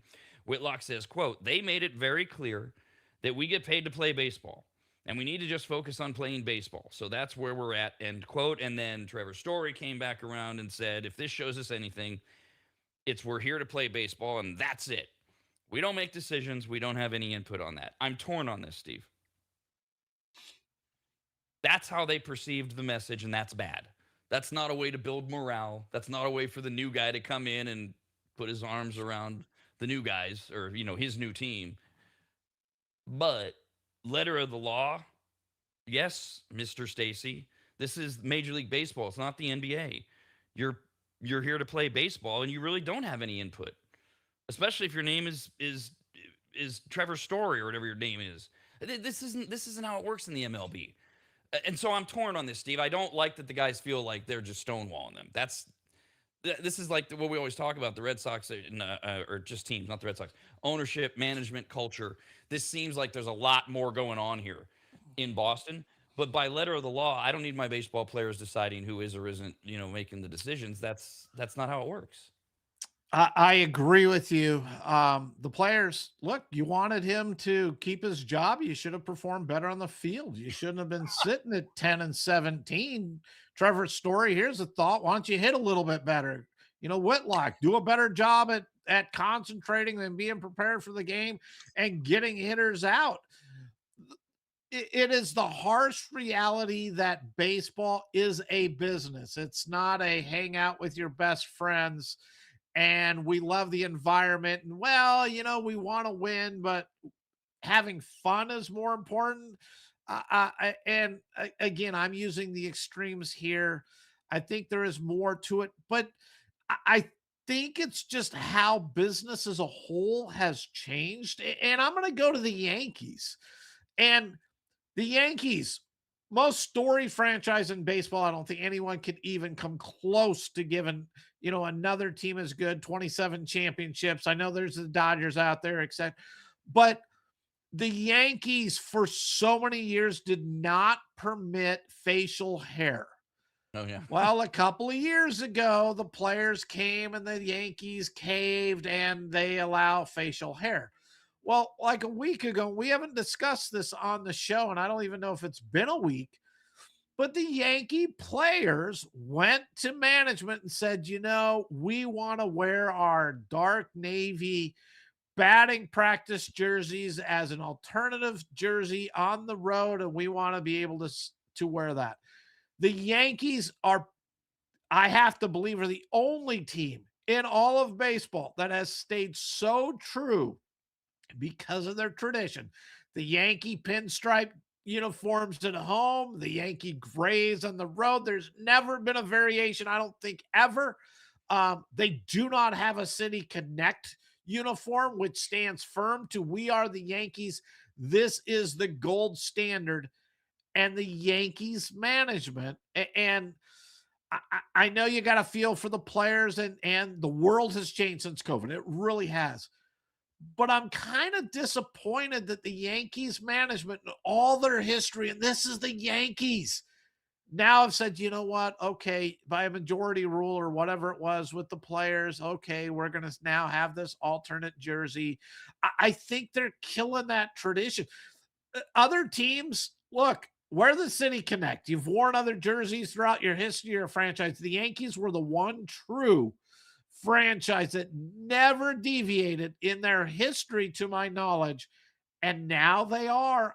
I'm not a big fan of it. I'm surprised they caved. I hadn't seen that story.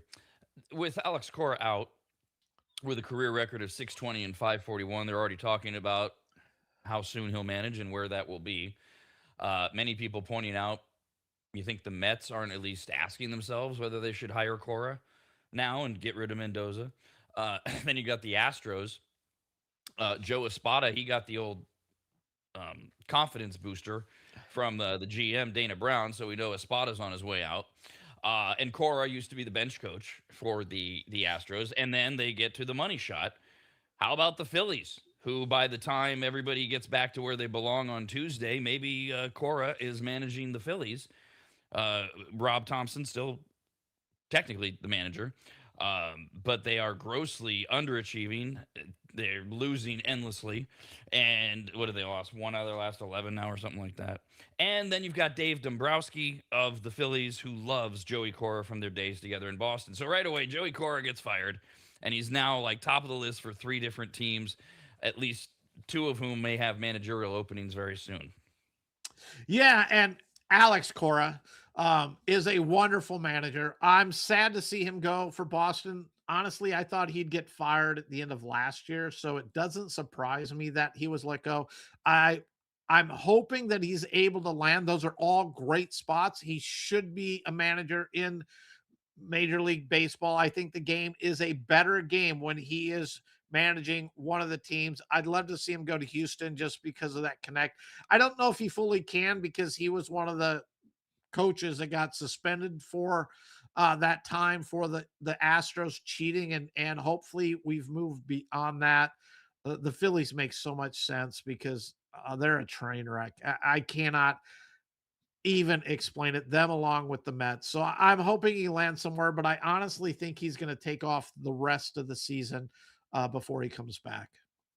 Speaking of the Astros, they are 11-18 after salvaging a 3-game series against the Yankees with a 7-4 win. Yesterday, general manager Dana Brown offered a public backing of manager Joe Espada, saying Joe is managing through the injuries. We're all watching what's going on. So no consideration of managerial change in Houston. They need to look at the pitching coach. There's something wrong with that. They're the worst in Major League Baseball. Their ERA is almost 6. They're giving up like 6 runs a game. And the walks, I brought that up last week. They've allowed 158 walks in 29 games. The next closest is the White Sox at 133. And to give you a comparison, Seattle has only walked 69 batters this entire season. The Astros are almost 100 walks more than the Mariners in 29 games. Wow. Carlos Cortez, jeez, had a 2-run triple in the first inning, and Justin Sterner escaped a bases-loaded no-out jam. That was nuts. To preserve a 1-run lead in the 6th, the A's beat the Rangers yesterday 2-1. A's don't play again until tomorrow when they've got the floundering Royals. The A's are a game ahead of Texas, and the Rangers have to host the Yankees starting tonight, and none other than Max Fried will be on the mound for the Yankees. I get a little schadenfreude as an A's fan. That's a good setup for A's fans with the day off, Steve. Yes, and JT Ginn, again, another great outing. He came up. Nothing was expected from him. He continues to pitch great for him. I think the A's are going to be in it all season long. I always said along their offense is going to make them exciting. They just don't have the pitching to, hang in there, but they're finding a way to keep their pitching good enough to hang in there. And it's exciting. The bad side of JT Ginn is that he did exit due to right arm soreness with 1 out in the 4th. We'll see. Yandy Diaz homered as part of a 4-run 3rd inning. The Rays beat the Twins 4-2 on Sunday. They completed a 3-game series sweep. Okay, the Twins are on their way down. I believe you said it was about 11 days ago. The Twins are going to come back to earth. Well, sure enough, they've won 1 game of their last 10. They've lost 5 in a row.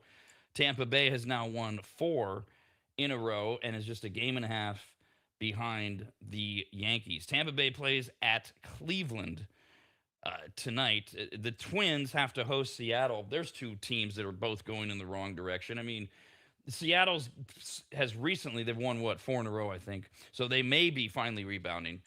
Whereas the Twins, the difference there, though, is we expected the Mariners to be good. Nobody expected the Twins to be any good, and now they're becoming who they were supposed to be. Yeah, the Twins are who they're supposed to be. They not playing good baseball right now. Home trip against Seattle here. Mariners, their lineup's going to start hitting. We've seen signs of this over the last 4 to 5 days. Rodriguez is starting to hit. Cal Raleigh's finally hitting. Josh Naylor's had a couple of good games in there. So Seattle will be there. They will be that team battling with the A's for the division. I just don't see the hope with the Astros and Tampa Bay. I love this organization. I wish they played in a different division because I'd like them more. They adjust to their roster. They've always had good pitching. They find a way to bring these kids up. Shane McClanahan back. He's missed like the last 2 seasons. They get him back rolling, but they play the small ball. And I love it. They're not afraid to bunt numerous times, move runners over, put pressure on the defense. And Tampa Bay is fun to watch. Play in Cleveland. We have Messick, the guy who took that no-hitter into the 9th a couple of games ago. They won his last start, which surprises me because normally I love to go against a pitcher, especially young, to go there. But this is going to be a good series, and we're going to see if Tampa Bay can continue to surprise some people. I thought they were the team that would probably finish last in that division, but they just mold their team. Okay, what do we have? What's our strengths? Let's use our strengths and limit our weaknesses, which is what every team should do, but you don't see that happening. To bring everything full circle, the Red Sox and their new manager. What did they do about the other 5 coaches, by the way? They're at Toronto tonight. So Toronto's all over the place too. Now? This is an interesting one, Steve. A lot of times when you have a management change or a manager change, and maybe that's all it was like for the Las Vegas Golden Knights. Who knows? It lights a fire under you. It's not necessarily the new guy. This is different in Boston. I don't know how many players other than what's his name that played for this AAA guy know him that well, but there's also all this malcontentery within the locker room of Cora even being fired in the first place. And we didn't touch on, just going back. Do you agree, Steve? There's something systemically wrong with the Red Sox organization as a whole right now for the players to be speaking out this way. I think there's a lot wrong with the organization, and I would go with, for the last 7, 8 years, they've been trying to claim they're a small market. They're not a small market. This is one of the major markets out there, money, but they've been trying to. They're a tweener. They haven't committed fully to the small market, but they don't want to really spend and go after any of the free agents or spend the money to keep their players. Look at Mookie Betts, who they've let go, Xander Bogaerts, who they left go. They finally gave the money to Devers, realized that was the one guy we shouldn't have given the money to. They were smart enough to then realize it, and they traded him away. Sorry for the Giants, because he's driving the Giants fans crazy, hitting like 219 or whatever it is, just not producing. But there's a lot behind this firing, and I think this is one of the reasons we don't see teams clean house like this. So Chad Tracy comes up, and he's the son of his father was Jim Tracy, if you know it. He coached the Dodgers, the Rockies, etc. So he's a longtime coach in the major leagues. He comes up. He was their AAA manager. They brought up the AA manager, and he is now the third base coach, Ederson or something like that. So who's coaching, managing their AAA team? Who's managing their AA team? Because when you fire the whole staff, you don't have anybody there. So now they're raiding their minor league system to bring these coaches up. They're on an interim basis. I have to believe they're not going to be long-term, but then do they go back down to AA or AAA? I've been coaching, third base now for the Red Sox for 2-3 months. Do I really want to go back to being a AA manager? And if they don't let me go down and they replace me, now I'm out of a job because I stepped up to go to the big league. I think there's so many questions going on in this organization that people are not even looking into yet, because it's a top to bottom ripple effect here with every part. I think they went with Chad Tracy because the Red Sox have so many good young players. You see Roman Anthony, he played for him. You said Marcelo Mayer, he's down there. You see, Willier Abreu, he played down there. They have a lot of good young talent who came through this minor league system. They still have a shortstop who's one of the top prospects in baseball, who Trevor Story's probably a little bit uncomfortable, though, because maybe they're going to bring this guy up and play shortstop. Marcelo Mayer was a top-rated shortstop. They had to move him to second base. I don't see him going back to short, because my first thought was maybe they'll put Mayer back to shortstop, but I want to say the kid's name is Arias, who's down there, who is one of the top prospects. So I'm like, long term, you're looking at this, but then they have Christian Campbell, who was a top prospect, who was a second baseman. And so I think that Trevor Story's a little bit nervous about his job because he's not performing and has underwhelmed for that big contract the Red Sox gave him, except for last year. He finally had a productive season. But there is so much going on behind the scenes with this organization right now that I'm hoping they can concentrate and the players just go out and play. But there's a lot of decisions that need to be made by Breslow and how they move forward without devastating the organization. Well, and we talked last week about the age-old Rob and Steve axiom of, if you're going to fire a coach, who do you have that's better? And from the outside looking in, it's almost like the Red Sox have said, okay, we're going to fire Cora. We don't really know what we're doing. How about we see if this minor league guy can do anything? But it almost feels like they're saying lost season, unless a miracle comes along, lost season, and then we'll review. And if it's awful early for that, and if it is a lost season, then I really worry for Trevor Story and some of these players, because if that's the case and you're a lost season, you're going to bring the kids up and let them play. But the Red Sox fan base, the media doesn't want that, expects them to contend every year, which is where I say they're a tweener team. They don't really have that direction. Are we going to go all in? Because I wanted to see the Red Sox make a bid on Aaron Judge when he became that free agent. We heard the Giants, and the Giants, I believe, offered as much, if not more money than the Yankees did, and he re-signed with the Yankees. But I entirely expected to hear Aaron Judge is being offered this from the Red Sox. Crickets. Never heard that I can recall. I mean, how do you not, at the time they needed some power out of that lineup? Aaron Judge is that superstar. How do you not even reach out and say, hey, you know what? What are you asking? We might want to sign you. Crickets. Nothing. Wow. Rob and Steve continue next, only on the radnetwork.com.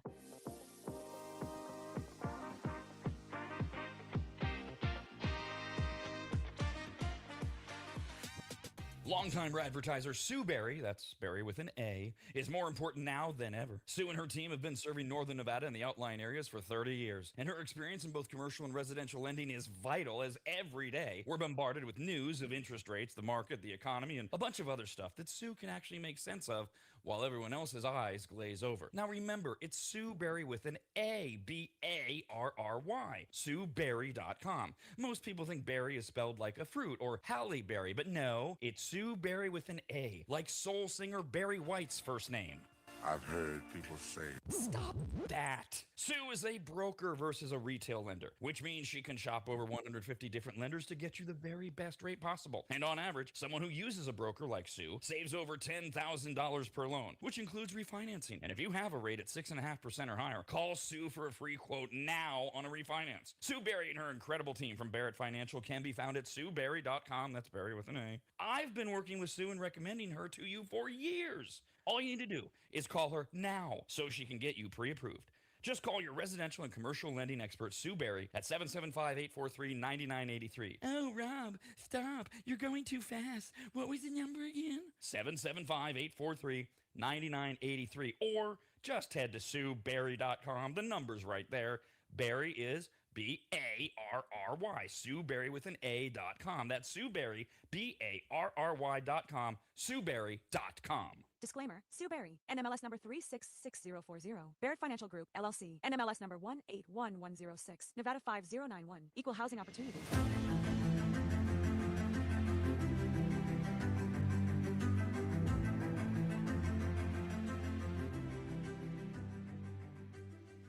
Longtime maggots will remember Greg from MAP.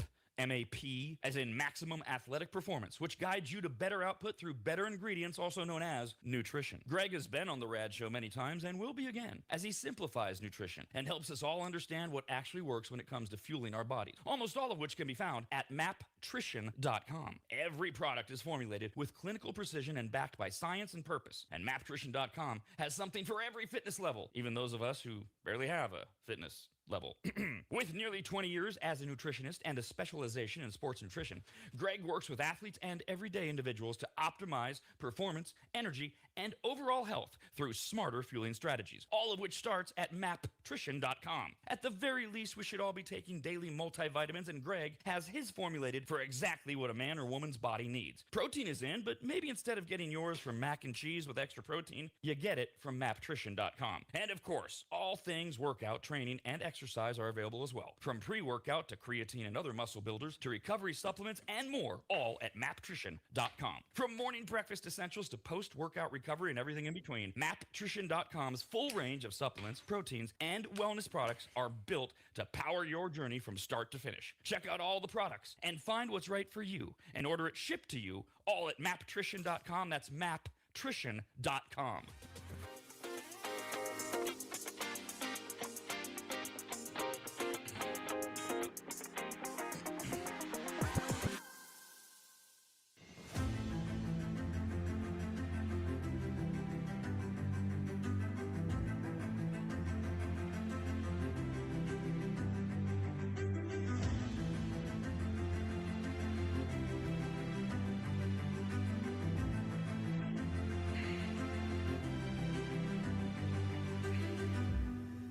You know those guys you see in a sports bar laughing and enjoying each other and just talking sports? That's this. Back to the Rob and Steve Show. Email them, ras@theradnetwork.com.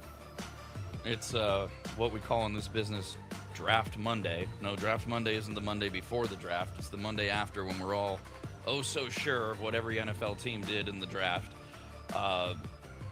which is comical, the way that we protect. So trying to figure out, I was thinking this morning, what would be the lead when we do our draft segment. So, you know, these prediction websites like Kalshi or whatever, where you can bet on things. Like if our show was big enough and you were going to bet on how is Rob going to lead the NFL draft coverage? No one would have bet on this. No one. Even I wouldn't have bet on it, and I knew I was going to lead with this. The Pittsburgh Steelers selected in the third round Penn State's quarterback Drew Aller. Now, why am I bringing this up? Well, Drew Aller was here's what I noticed. Why was he invited to the Cardinals a couple weeks ago, Steve? Is that because he hadn't worked out for anyone?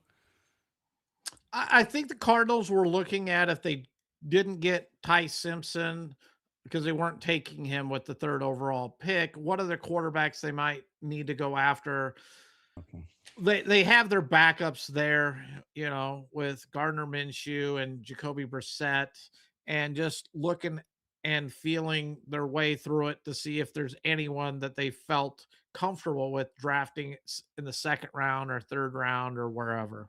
So ultimately, Aller went third to the Steelers, not to the Cardinals. He's 6'5", 235 pounds. I guess, Steve, am I correct? The rub on this kid is the season-ending broken ankle and all of the uncertainties around him.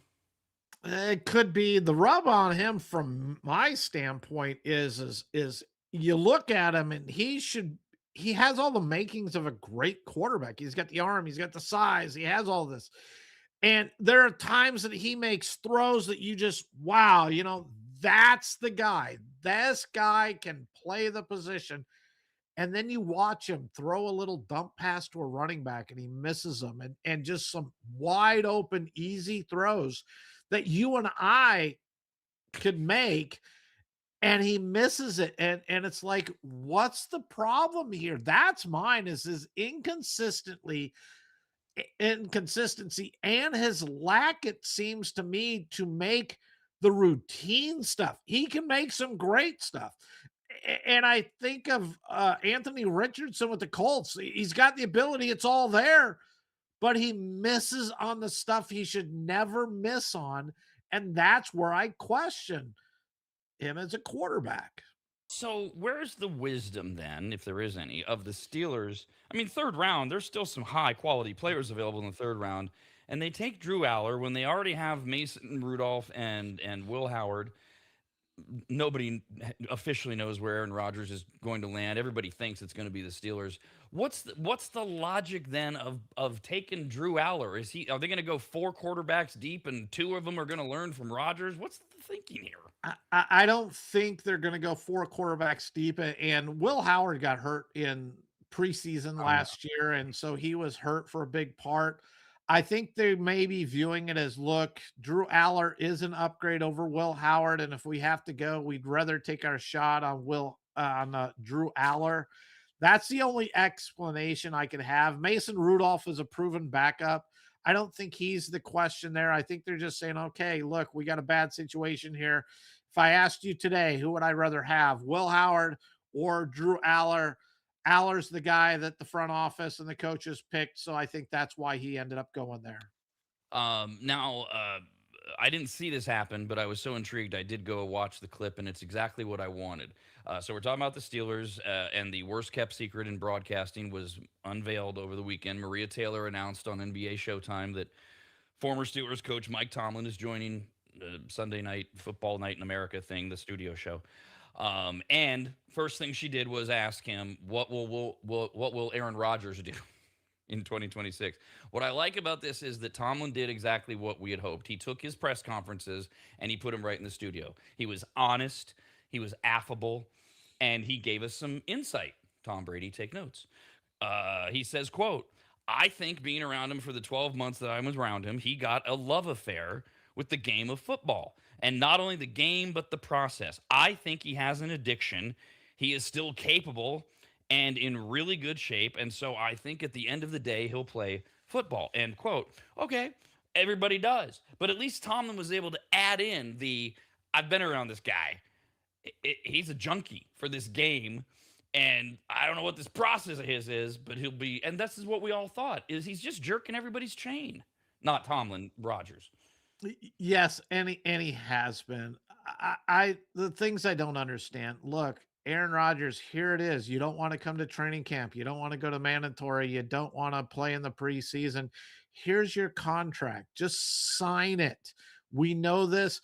Don't play games with us and keep leading us on. I think they know where it's going to go. Tomlin says this. I believe him. And I think Aaron Rodgers will be the quarterback for the Pittsburgh Steelers. But why can't the Steelers find a way to just, Aaron, if you then decide and change your mind in July, we're good with it. It's just, we need to know if you're going to play. You're going to play for the Pittsburgh Steelers. You're not looking at anyone else because we will have the rights to you. And keep us informed of where you're at. And I know you do this because, well, this is what you do. For the most part, when you look at all of the gesticulating over NFL draft days and grades, most people, for the most part, seem to agree. I have questions over their agreements, but some things that stood out. If you go to CBSSports.com, they gave an A+ grade to one team and one team only, and that was the Kansas City Chiefs. CBS Sports says that the Chiefs crushed the NFL draft. With their first 3 picks, they landed the best cover corner, a power defensive tackle, and the edge from Oklahoma, R. Mason Thomas. Chiefs are a good organization. I know they made some moves. I don't know that I'd give them the only A+ in the whole draft. But again, I also am of the mindset of we don't really know what everybody's getting here. And I agree with you on the mindset. We don't really know what everybody's getting here. You need to evaluate this draft class in about 3 years. Then we'll have a much clearer picture of what it is. I don't think I would have given the Chiefs. I thought they had a good draft. I didn't think they had a great draft. Cleveland Browns, to me, is one of those teams that, if you go by draft day, I thought the Browns had an outstanding draft, but I'm not ready to say they're even a playoff contending team at this point. What made the Browns draft so great, in your opinion? I think they got a lot of quality players who I believe are going to be able to be impact players who can step in and start from the beginning. If you can get 2 to 3 starters for your season as rookies, you had a really good draft. And that can be a tribute to that they're a bad team. They don't have that many good players, so you'd like to think they're draft picks, but they got quality players that were highly ranked. They didn't miss and screw it up. They followed what they should be doing, and I think they executed it really well.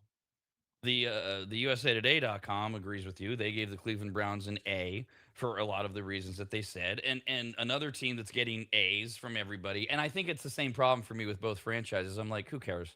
The Browns, you say they had a great draft. I see the USA Today says they got an A. I'm like, it's the Browns. And same thing with the other one, the Jets. Everybody is saying, everybody, quote, quote, not just like, ESPN media that's anchored in New York. Jets had the best draft. Jets got an A. CBS Sports, they gave the Chiefs an A plus right below them. Jets get an A. USA Today, Jets get an A. Their second round corner, D'Angelo Pons. Everybody's going, woo, Jets. Not really sure about trading up for Cade Klubnik, Clemson quarterback, but I guess we're just not paying attention to that.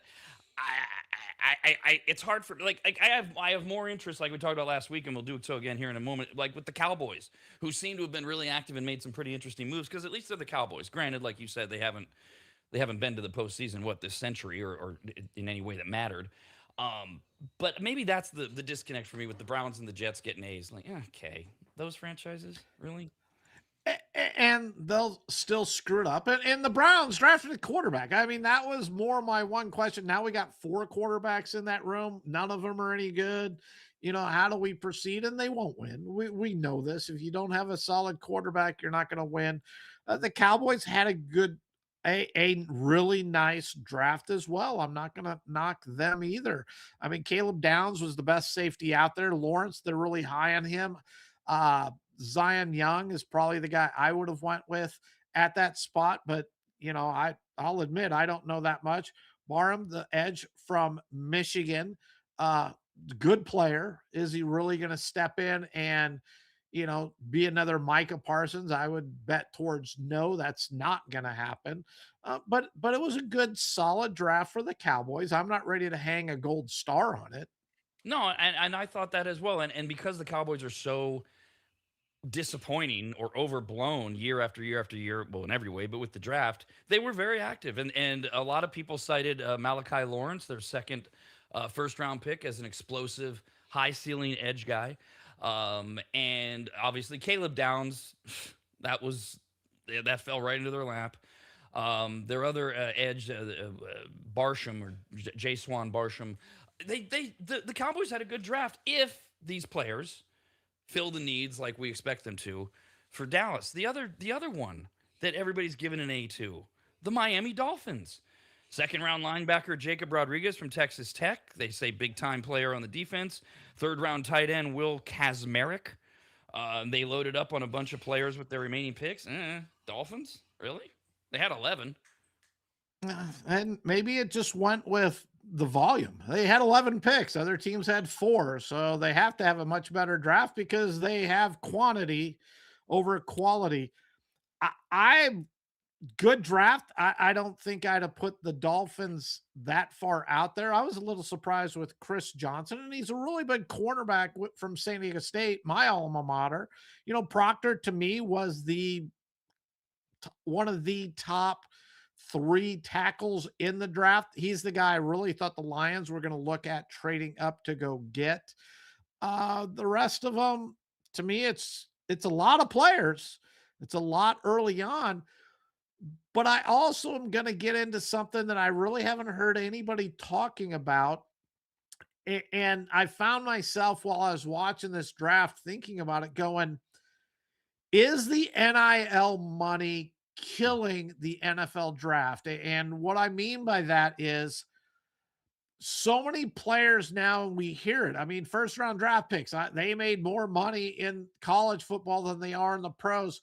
Well, now you drop down to those tweeners who really may or may not even have a shot at playing in the NFL. They're going to be a 4th, 5th, 6th, 7th round draft pick. And I believe that a lot of players that may have in the past come out, especially with the eligibility rules. You can play for like 20 years if you work it right. And you can be 32, it seems, by the time you got to come out of college football. But with that NIL money, I'm a borderline player. I can go to the draft. Maybe I get drafted in the 4th, 5th round, but I can stay in college football and make $1 million. I think it's really hurt the draft. And I haven't heard anybody talk about that, but I think the depth now of the talent in the draft is really down to the first 3 rounds, and it doesn't go that much farther. And the 4th through 7th were throwing a dart at a dartboard in the first place, but I just think you have that much less talent. And maybe it was just a bad draft class, but I think you have that much less talent in these NFL drafts than we'd seen in the past. I think this was done on Friday, and they finished up pretty much mass agreement. The Giants get an A for their draft. I mean, when you have 2 of the first 10 and you have John Harbaugh making the calls, it's kind of hard not to, right? Yeah, and he really molded this draft class into him. He has taken control of that roster and taken things over. And I'm going to hit on this because I thought this was funny because I was reading this article too. John Harbaugh, we know one of the greatest coaches in the NFL, total control. This is what we do. And there was a story on how the Ravens, like majority owner, finally got to make a pick in the draft. He's been bugging the Raiders for years. He went out, he did his scouting, and the Ravens went and made a selection, which to me just shows how good John Harbaugh is, that the majority owner of a team did not have any input on drafting any player and putting him on the roster. But the minute Harbaugh's gone, he immediately, I think he got a 4th round pick that, oh, okay, you own the team. Here, let's go. So I'm curious to see where the Ravens go now with Harbaugh gone as well. Another team that we talked about last week on Friday, the Raiders. You know, a lot of people, and is this a Cleveland Browns thing? Because a lot of people are saying the Raiders they had a great draft. Well, they had the number 1 pick. They took the only guy they could. Really, unless you're going to trade down and get a ton more picks. And they had what? I think they had 11 picks overall too, didn't they? They take Mendoza, and then it's like this litany of players. That, you know, they got players. They got a DB, they got a CB, they got a running back. Like they got bodies that fill the holes, and so everybody's going. And what we were saying last week was, well, it's the Raiders. They only have one direction to go. So yeah, good job based on what we see. And I think the Raiders for the last several years have had great drafts. They're just playing in the wrong division. And sorry, they're upper management / ownership, because it all starts from the top, is there. I love the Raiders draft. I think they are a better team today than they were going into the draft.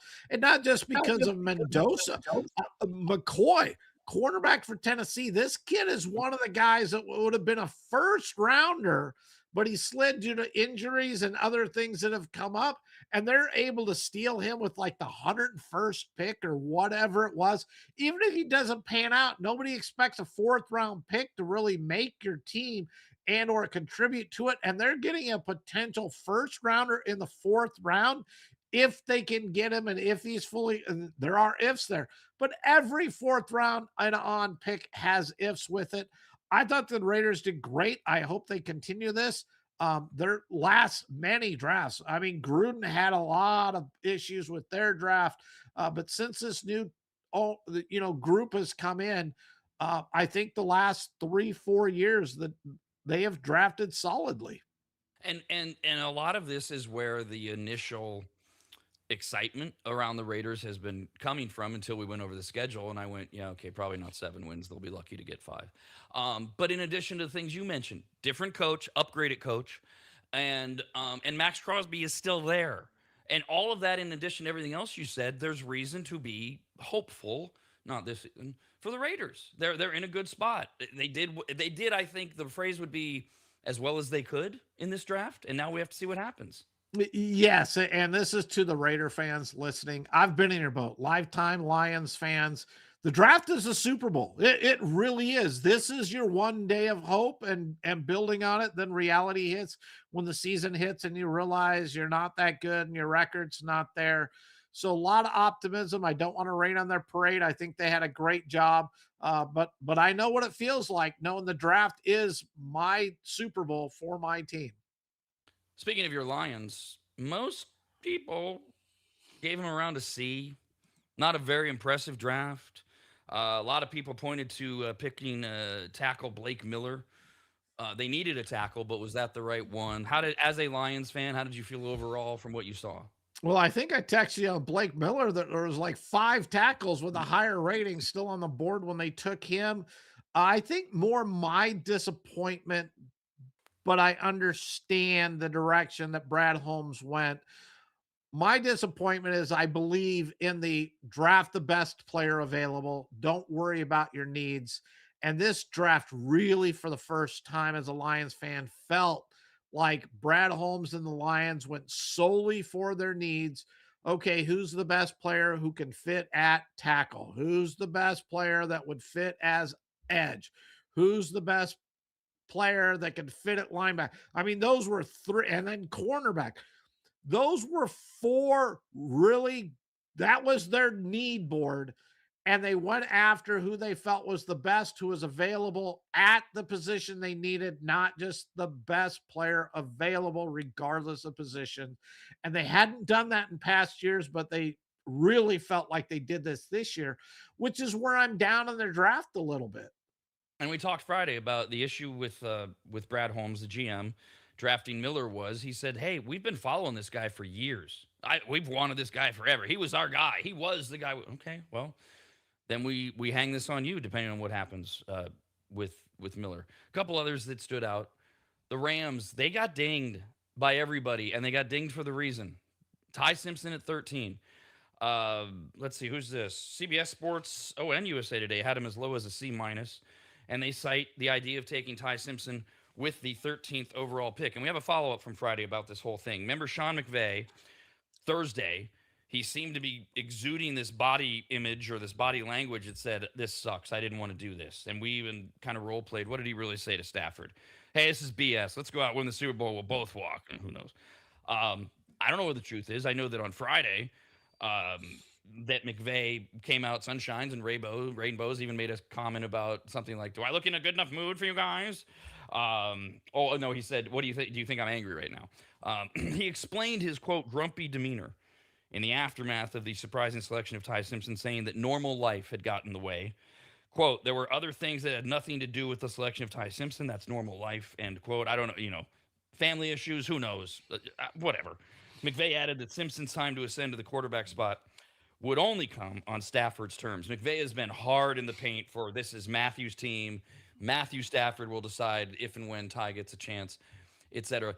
Is it enough to say this? I didn't, as a Niner fan, I should have. I didn't pay attention to everybody else that the Rams drafted, but they're all only mentioning Ty Simpson. Is that enough to knock him down to a C minus? We don't even know what he's going to do.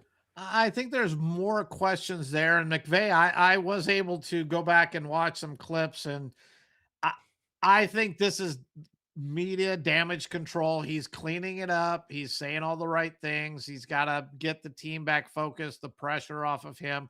I think what we saw in the draft was his true feelings at the time. I don't think he was involved in this.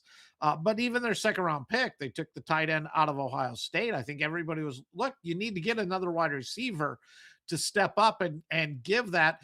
And the tight end just isn't a glamour position. Maybe it's really going to help open it up, that offense, but I don't think that's the answer there.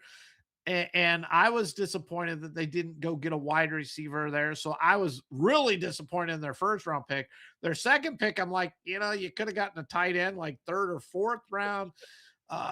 There are a lot of good wide receivers, but I would rather have more of the quality wide receiver here than take a lesser wide receiver in round 6, which is what they ended up doing. CJ Daniels out of Miami. They finally took that wide receiver in the 6th round. And then there are the Niners. The highest grade I saw anybody give the Niners, one, I forget which outlet said B minus. USA Today, CBS Sports said C minus. Colin Cowherd went nuts today about the Niners and they're in their own planet, and none of it made sense. A lot of people are citing taking the running back from Indiana in the 3rd when they had many other needs. As a Niner fan, and then my basic thing with the draft of, I don't know, I was just following along going, well, okay, like in the 3rd or the 2nd round, the 2nd day, when they had the first pick, and you and I were texting about this wide receiver they took, and you gave me some stats on him, some vitals, and I went, okay, that sounds fine. He's quick. We need that. He's young. Okay. But boy, the Niners are just getting trashed by local and national media for their draft. Yeah, there's some questions on that. There were better wide receivers on the board when the Niners made that pick, but you're a Niners fan. The Niners really need somebody to stretch the field. And that's what Stribling does is he's able to stretch the field. Would I have taken him in that spot? Probably not. And you know, the edge, their third round pick, their second pick overall, they have to get pressure on the quarterback. And we've seen when the Niners cannot get pressure on the quarterback, their defense does not perform to the level that we need. I thought the running back in the third round with Black, yes, out of Indiana, good back. But I've always believed in the system when we talk running games with Shanahan. His system, just like his father, they create running backs that you normally can get in the fifth round and then make them very productive. So using a third surprised me there because they did need other things. So I'm not going to knock it and say it was terrible. It was just a little bit surprising because I thought they did reach at certain spots where they didn't really have to. Another piece of Niner news. If you remember the name Brandon Ayuk, he's still a 49er. The draft has come and gone. No motion there. And general manager John Lynch is just itching to get rid of him in the nicest way possible. He basically said, "No new update right now. We're available. Give us a call." That's a quote. It's like, please. What are they, Steve? What are they going to get at this point for Brandon Ayuk? A sixth round pick? You're not even going to get that because if you give up a sixth round pick, with it comes that contract, depending on how that. And I don't know the language of the contract. I haven't seen if there's any guaranteed money there. Right now, the Niners have the advantage because Ayuk quit showing up for rehab and quit going to the team facility so they can use that he abandoned the team part and not have to pay him. But I don't know if a team trades for him is able to continue doing that or if the contract kicks back into full and then they have to start paying. They're not going to get anything for him. What if and when he ever plays in the NFL again, it's going to be on a 1 year prove it to me. I was just hoping that Lynch or Shanahan would come out and say, again, he's played his last down with the 49ers because then I want to go back to ownership saying, well, he's on our roster and, maybe he'll be able to contribute this year because I'd love to know where that one's at. When the owner says one thing and the general manager and the head coach say he will never play another down for this team. I get this visual of Lynch and Shanahan taking Jed York and putting him in a burlap sack after the owners' meetings, and he's in a closet somewhere because that was so out of character for the Niners, and it was so, like you said, 180. Shanahan Lynch, he'll never play again, And Jed York, you're right. He's like the awkward kid in the gym who doesn't want to take his underwear off. He's like, well, maybe he has a place for in the team. Like, what? No, he doesn't. He does not. And I guess they can't just like outright cut him because of we think salary cap thing. Because it's like if they're not going to get anything for him, what's the point of all this? Let him suffer. Sit. We own the rights to you. And you go back to many people, and we don't know the full untold story with Barry Sanders, but people kept saying, just let Barry go. But the Lions own the rights to him. He couldn't go play for another team without the Lions, trading and giving up his rights. And I'll be honest with you, if I'm the 49ers, I'm holding on to that for Brandon Ayuk as long as I legally can, because what he did to our franchise, and I know you might say it's petty, but no, this is what you did to us. We're going to return the favor, and you're not going to play in the NFL with as long as we have any say to it for what you did. And then the other one that's just kind of sitting there, it's getting a little more attention but I'm not a huge college fan, so maybe that's my disconnect. Is it pronounced Diego Pavia, this quarterback out of Vanderbilt? I believe so. He's alienated a lot of people. That I get from what I get that from the story. I just don't know why it's such a big deal that the Ravens have invited him to attend the rookie minicamp this weekend. Pavia is the first Heisman Trophy finalist to go undrafted in 12 years. Last season, he led Vanderbilt to a 10-3 record. The knocks against him are both on and off the field. He's 24, so he's not quite 31 like you were running down the NIL guys, but he's 24. That's older. He's only 5'10", short for a quarterback.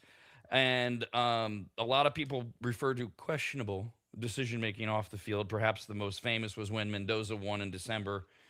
Pavia posted on social media with the caption "F all the voters," but he spelled out the F word, along with a thumbs down emoji, which he later apologized for. So the Ravens are inviting him in for a number 3 developmental quarterback spot on their roster. They got Lamar Jackson, they got Tyler Huntley, and then Pavia will be competing against Connecticut quarterback Joe Fagnano for that 3rd spot. I don't know why this is a headline, but it is. It's on hold. I'm like, okay, well, I'll ask Steve if there's a reason for this. I don't think there is. We see 6-foot quarterbacks struggle like Russell Wilson, etc., seeing over the linemen on those short crossing patterns. This guy's 5'10". He's got no shot. It's not like he was great. Yes, he put up big numbers at Vanderbilt and had a great college career. But so did Tim Tebow. And I don't believe anybody thought Tebow coming out of college was going to light the NFL up, with great numbers and all of that other stuff, other than the Denver Broncos who drafted him in the 1st round. Have a great day. We're back tomorrow. This has been a presentation of the Rob and Steve Sports Show, brought to you by the Rad Network and is copyrighted by the radnetwork.com and Williams Broadcasting for the private use of our audience. Any reproduction